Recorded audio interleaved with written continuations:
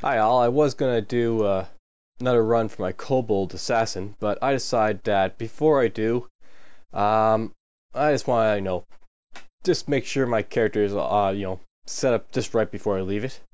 And there's a couple of things I was actually looking to plan out just a little bit that I figured I should do in a recording before I go. Right now I've got my spells, or my skills mostly set up for this side of the board. I might raise dodging a little bit, but for the most part I like where they are. Over here, I'm sort of raising up my spell casting, and in some sense I'll like where it is right now. I have to get spell casting up a little bit, but for the most part I want to change concentrations in spell casting, and that's where it's at now. Spell wise, I've got Petrify, Stone Skin, Leash Rapid Deconstruction, Stone Arrow, and Iron Shot. And I was actually thinking a little bit. Stone Arrow isn't all that great to me anymore, because I found that even though it's a pretty powerful spell for killing stuff, it's losing its effect as I get to stronger foes. Like that Orcish Knights that you see, I was like doing like no damage to it with the Stone Arrow. Other stuff that I hit with the Stone Arrow doesn't take a whole lot of damage. It's, I guess, okay for dealing with jellies, but I can have better spells for dealing with jellies and all that. So I'm actually thinking about changing out Stone Arrow with something else. And, well, over here I've got access to Mystic Blast. I've got Fireball. Mystic Blast is the spell I used on my field late in the game, and I know it's powerful, and it's very strong for taking out targets.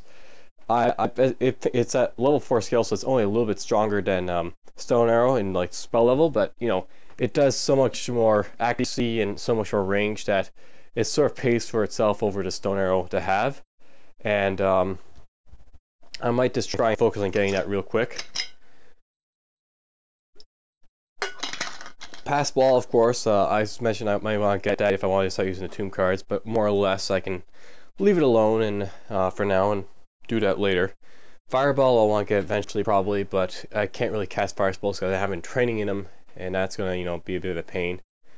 And all that. So I was just thinking, why not take just a brief spell to try and possibly replace Stone Arrow with Mystic Blast and just get that set up. Over here my stuff. Looking at my Pro Dragon armor, that's great. It's immune to acid corrosion. That's where I want to be. But the other stuff, like my boots, I can't get the boots, so I can't get the gloves. I don't think I can get the cloak up to +5, so I can't make them acid immune like the armor. So I'm actually wondering if I want to maybe try and go after some areas to get some better boots or gloves, and that means going to vaults in deep places of the dungeon. Anyhow, I'm sort of rambling at this point. My guy's looking great. He's got himself some decent stuff to go around with, and well, let's just here's what I'm going to do. I'm currently a little bit into the Lair. A hound. Okay, let's kill that.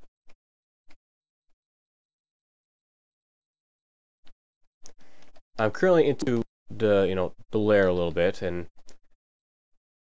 I've been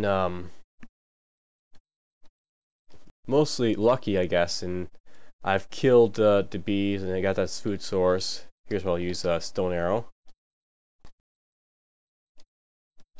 Before I go, I actually want to change around the spells. So I was thinking about having Petrify swap with Stone Skin, just because it looks like a little bit better having Petrify next to Leash Rapid Deconstruction, in my opinion. So do it like that.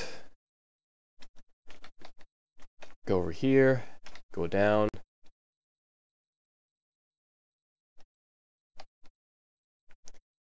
And we were on level 4 when I left. We're gonna go over here. There's another hound. Okay. Let's go. Actually, let's go to the farthest doors. There's a lot of escape hatches in the floor for some reason. Okay, we'll go to this one. And from here on, we will start clear. There's a Basilisk. If I look at the Basilisk, I don't think I can petrify a Basilisk. That'd be funny though, but yeah, we can't do anything to him really. So I'm gonna just get closer. There's a crocodile. I don't want to mess with that. I resist. He's almost dead. Dead. Helplessly, I crash into the mace. I don't think the crocodile's too deadly at this point, so I can just beat it up and get done with him.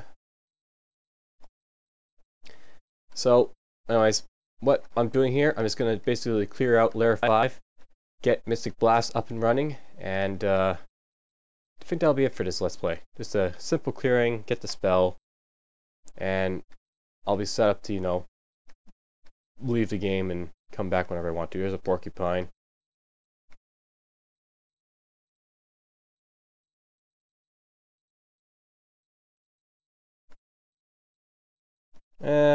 Let's eat the porcupine. Okay, this door's pretty much cleared, or the stairway. I can, Untitled Armor Scroll, nice. Just sort of, you know, move around slowly. Do I want to deal from it from this angle? Let's go up this way first. There's another porcupine. I don't see anything dangerous, so let's just go charge at.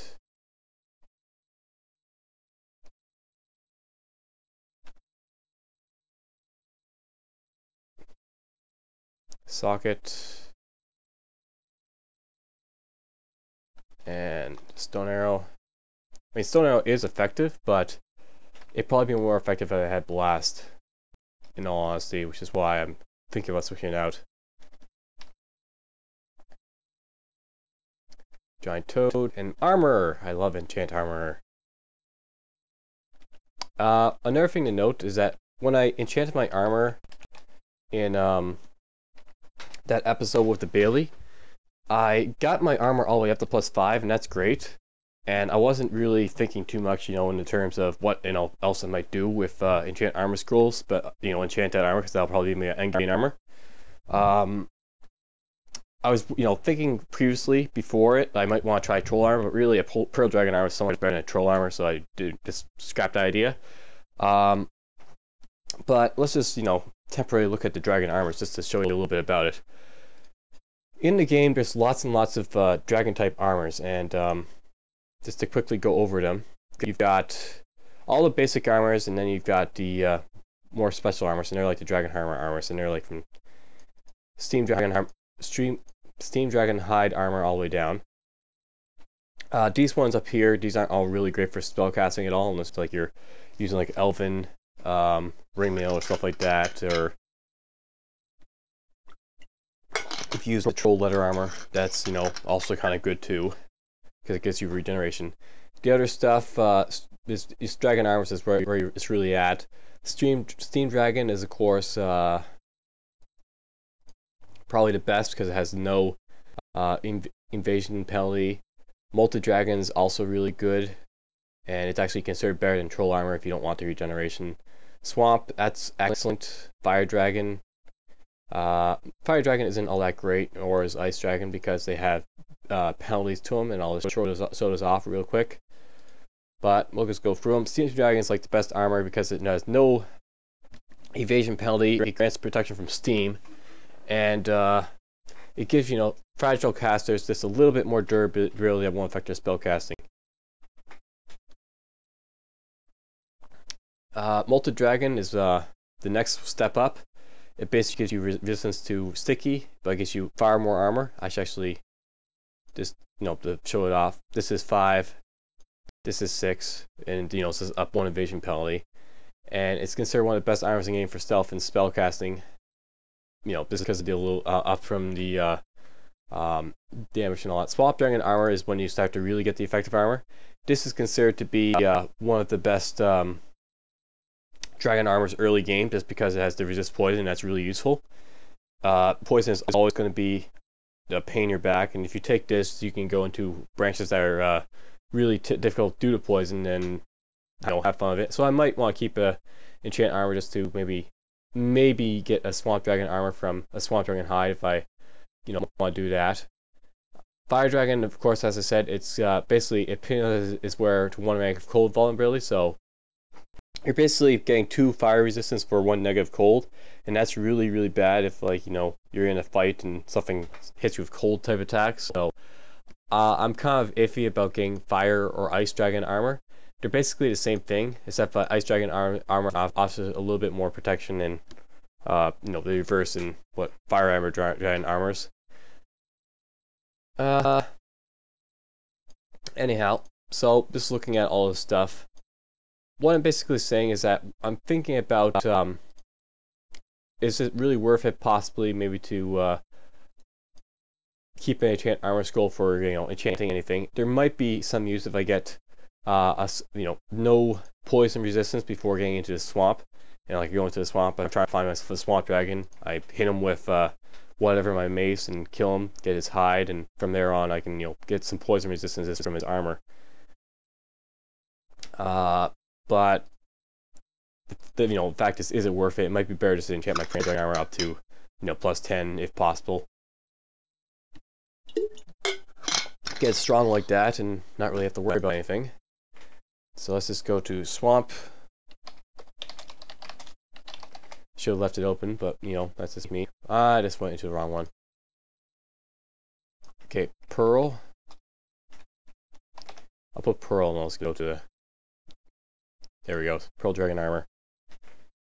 So just looking at this basically offers me 7 defense in armor class, 31 damage reduction, and -2 evasion penalty with the poison brand. And if I go to pearl dragon, this one goes up to 10 armor class. It has -3 evasion penalty, but it has 8% more general damage reduction, and I can enchant even higher, and it gives negative energy reduction, which is even better, when you get around to it. So yeah, these are the things I'm thinking about. What to do with the enchant armor scrolls if I get to them. I sort of just, got my pearl dragon armor to +5 because, I didn't have anything to really use it on, but it might be more useful. I'm going to keep these javelins to keep one around just for purposes of trying to enchant swamp dragon armor, or I guess that'd be the only thing I want to enchant.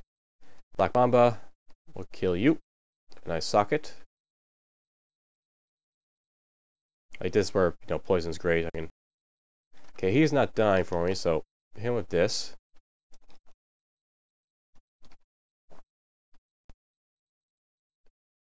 Exploring one.